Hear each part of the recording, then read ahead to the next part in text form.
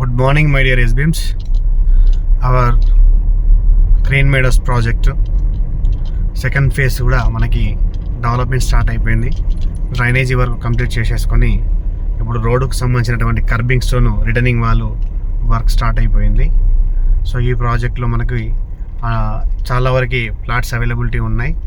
ఇది under Kalwakurthy municipality, near by Hyderabad చౌరస్తా 1 km distance only. ఇది రెసిడెన్షియల్గా అండ్ ఎడ్యుకేషన్ హబ్గా డెవలప్మెంట్ కాబోతున్నటువంటి నారాయణ కాలేజు, గవర్నమెంట్ గురుకుల రెసిడెన్షియల్. సో ఈ ప్రాంతంలో ఉంది.